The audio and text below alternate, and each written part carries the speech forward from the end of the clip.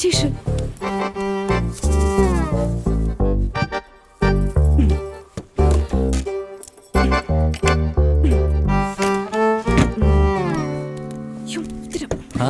ഇവിടെ ഇരിക്കാണ് അമ്മയുടെ. രാജേഷേ, വിൻചേട്ടൻ എന്തൊക്കെയുണ്ട്? രാജി, ഇത് നമ്മുടെ ബോർവെൽ ഉണ്ടാക്കിയതാ. ചേട്ടാ വന്നേ. നിങ്ങൾ ഇപ്പൊ വന്ന് നന്നായി. ഒരു 10 മിനിറ്റ് കൂടെ കഴിഞ്ഞെങ്കിൽ ഞങ്ങൾ ഇവിടെ ഉണ്ടാവില്ലായിരുന്നു. ബാങ്കിൽ പോണേ. 5 മാസമായിട്ട് ഈ വീടിന്റെ ലോൺ അടച്ചിട്ടില്ല. അല്ല, രമേശൻ വിചാരിച്ച എന്റെ വിൻചേട്ടാ പറയുമ്പോ ചേട്ടൻ ഗൾഫിലാണ്. പക്ഷെ കിട്ടണ കാശ് അവിടത്തെ ചെലവിന് തന്നെ തികയണില്ലെന്നേ. എന്റെ സ്വർണ്ണാണെങ്കിൽ മൊത്തം പണയത്തിലാ. അല്ലെങ്കിൽ അത് വെച്ചിട്ടാണെങ്കിലും ലോൺ അടയ്ക്കായിരുന്നേ. കഷ്ടം. എടാ, ഞാൻ വീട്ടിലേക്ക് വരാതിരിക്കുന്നായിരുന്നു. നിന്റെ കാശ് എന്തെങ്കിലും ഇരിക്കണ്ടോന്ന് അറിയാൻ.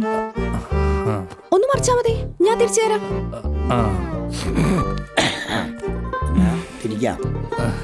ഞങ്ങളെന്നാ പിന്നെ ഇറങ്ങട്ടെ. അല്ലടാ, ചായ അടിച്ചിട്ട് പോവാം. അത് വേണ്ടടി. പിന്നെ 2 മാസം മുന്നേ നീ പറഞ്ഞത് സ്വർണം വിറ്റെന്ന. ഇപ്പൊ പറഞ്ഞപ്പോ അത് പണയത്തിലായി. നീ അടുത്ത തവണ പറയുമ്പോഴേ ഏതെങ്കിലും ഒന്ന് ഉറപ്പിച്ചു പറ. അല്ലെങ്കിലേ നീ നോണ പറയുകയാണെന്ന് വിചാരിക്കും. നിന്റെ പെങ്ങള് ഓസ്കാർ ആയിട്ടോട്ടാ. അതിലും വലുതാ.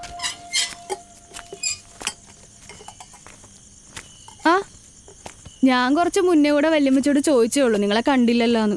ഇതെവിടെ പോയ ചേച്ചിയുടെ വീട്ടിൽ പോയാ? എന്റെ കൊച്ചേ, വയറ്റിളക്കം പിടിച്ച ആശുപത്രിയിലായിരുന്നു. ഓ, അല്ല, നിങ്ങൾ ഉണ്ണിയപ്പം കഴിച്ചായിരുന്നോ?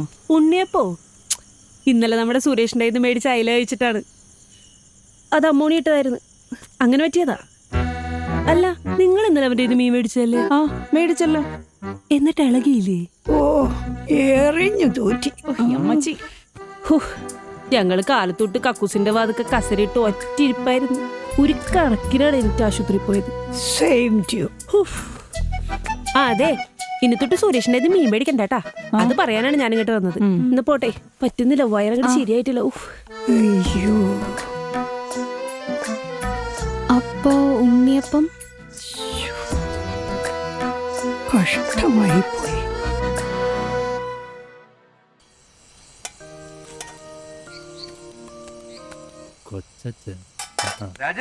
എവിടാണ്? 2 ആഴ്ചയായിട്ട് വരുന്നില്ലല്ലോ. ഷാങ്ഹായ് വരെ കറങ്ങാൻ പോയിരുന്നു. ആണാ? എന്ന ചൈനീസ് കുക്ക് മാസ്റ്ററുടെ കൂടെ. ഈ പറഞ്ഞ ആണാണോ പെണ്ണാണോ? കൊച്ചു കള്ള. ജസ്റ്റ് ഫോർ എ ചിൽ മാൻ. ഓ കൊള്ള. എന്താടാ നിന്റെ കാര്യങ്ങളൊക്കെ? എന്ത് പറയാ, ട്രോഫികളുടെ താലപ്പൊലിയെന്ന് അറിയാലോ. അതിനിടയിൽ ഒരു മെഗാ ബമ്പർ ട്രോഫി വന്ന് വിട്ടിട്ടുണ്ട്. എന്താടാ? ആ രാജിയുടെ കല്യാണത്തിന് ഞാൻ ലോൺ എടുത്തില്ലായിരുന്നോ? അതിപ്പോ ജപ്തി ആയിട്ടുണ്ട്. ഒരാഴ്ചക്കുള്ളിൽ 4 ലക്ഷം രൂപ അടച്ചില്ലെങ്കിൽ ഈ വീടും പൂട്ടി സീല് വയ്ക്കുന്ന അവര് പറയണേ. എവിടെ നോക്കണുണ്ട്. ആ, ഒരു സെക്കൻഡ്. ദിനേശ് ഏട്ടൻ, ബ്രോക്കർ. ഇവിടെ ദാസേട്ടൻ. ഓ, ചൈനയിൽ. ദാസേട്ടാ, എന്തുണ്ട് ചൈനയിൽ വിശേഷങ്ങൾ? അടിപൊളി. ആഹാ, എന്തായി നിന്റെ കല്യാണ കാര്യങ്ങളൊക്കെ? ഒരു രക്ഷയില്ലേട്ടാ, കുറവാണ്. ഇപ്പോഴത്തെ പിള്ളേരല്ലേ ഒളിച്ചോട്ടോടെ ഫാഷൻ. പിന്നെ കെട്ടാതെ നിൽക്കണ കുറെ ഉണ്ട് ഇവിടെ. അതിനൊക്കെ ഓരോരുത്തരും കൊന്നിട്ട് ജയിലിലും പോവും. ഒരു വല്ലാത്ത അവസ്ഥ. നിങ്ങളെ പോലെ വല്ല രാജ്യത്ത് ചുറ്റിക്കറങ്ങി നടന്നാ മതിയായിരുന്നു. ഒന്നും അറിയണ്ടല്ല, ഒറ്റത്തടി പരമസുഖം. നമ്മുടെ രാജേഷിന്റെ കാര്യം വല്ലതും നടക്കുവാ? ഒരുപാട് നോക്കണുണ്ട് ചേട്ടാ, ഒന്നും കൊണ്ട് നോക്കണില്ല. പെട്ടെന്ന് കണ്ടുപിടിക്കേ, അല്ലെങ്കിൽ ചെറുക്കൻ ചിലപ്പോ റബറങ്ങാ പോലെ നിന്ന് പൊട്ടും. അതെ, മതി മതി വെച്ചോ. ആ ശരി ശരി, ഗുഡ് നൈറ്റ്. മതി വിളിച്ചത്, പറഞ്ഞ കാര്യം പറഞ്ഞു.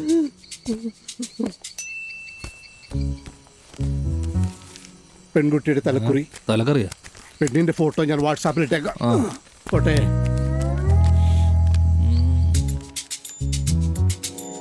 അനുപമ അനിഴം. അതെ.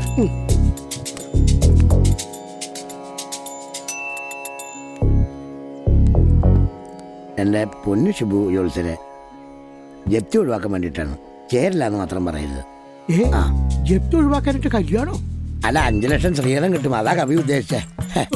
അതാണല്ലേ സംഗതി. പെൺകുട്ടിക്ക് ചൊവ്വാദോഷം തന്നെയാ. ഓ പക്ഷെ ലഗ്നത്തിൽ 7-8 ഭാവത്തിലാണ്. ആ തന്റെ ചൊവ്വയായിട്ട് ചേരില്ല എന്ന് മാത്രമല്ല, കെട്ടിയാ തന്റെ തലയും തെറിക്കും. വേറെ നോക്കുന്നതായിരിക്കും ഉത്തമം. ആ ഫോട്ടോ ഉണ്ടോ? ആ പെണ്ണിന്റെ ഫോട്ടോ കാണിച്ചു കൊടുക്കുക.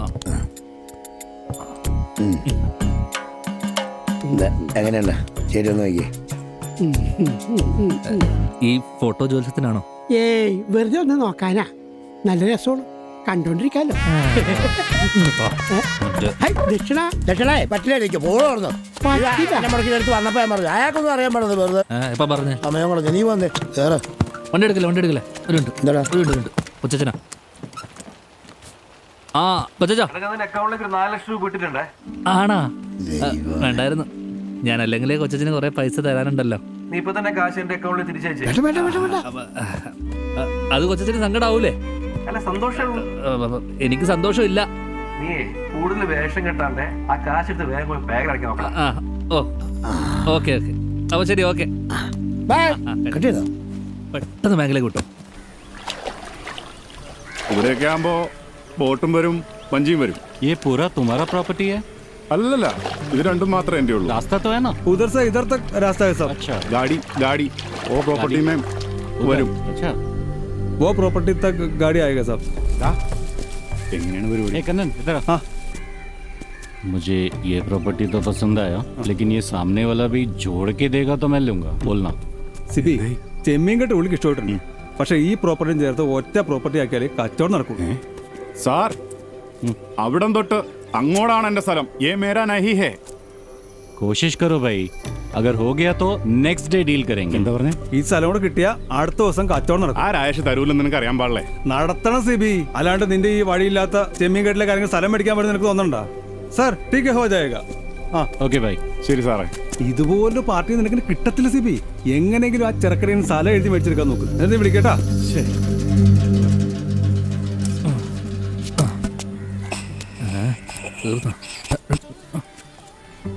രാജേഷേ, ആ എന്തൊക്കെയുണ്ട് മോനെ?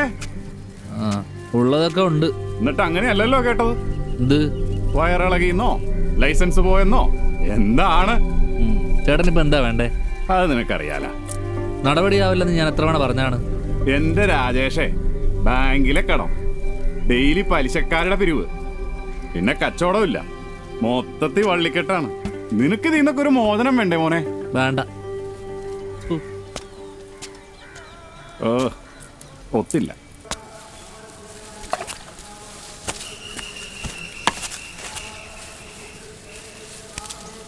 രാഷേ, എന്താണ് ഒരു പ്ലാനിത? ബോർമ പോണേ പോട്ടാ. 10 രൂപയുടെ പെറോട്ടയും ഒരു ചൂണ്ടയായിട്ട് നീ ഇങ്ങോട്ട് വാ. ഇവിടെ സ്വർഗാടാ. ട്രേഡ് ഇല്ല, ഇൻസ്പെക്ഷൻ ഇല്ല, നിനക്ക് ഇഷ്ടമുള്ളപ്പോ പണിയെടുത്താ മതി. ആരും ചോദിക്കാനും പറ്റില്ല. ഒന്ന് പോ അവിടുന്ന്. മനുഷ്യനിവിടെ ഭ്രാന്ത് പിടിച്ച് നിൽക്കുമ്പോഴാണ് അയാളുടെ ഒരു ചൂണ്ട മാർക്കറ്റിംഗ്. വേണ്ട വേണ്ട, എനിക്കെന്താണ്?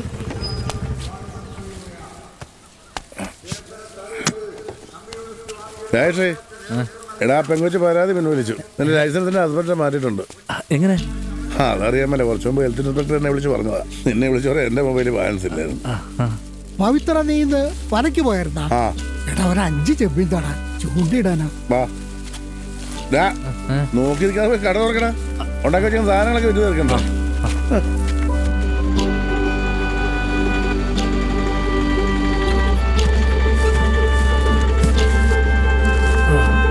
ഇനി നമുക്ക് ഐശ്വര്യമായിട്ടൊക്കെ തുടങ്ങാം.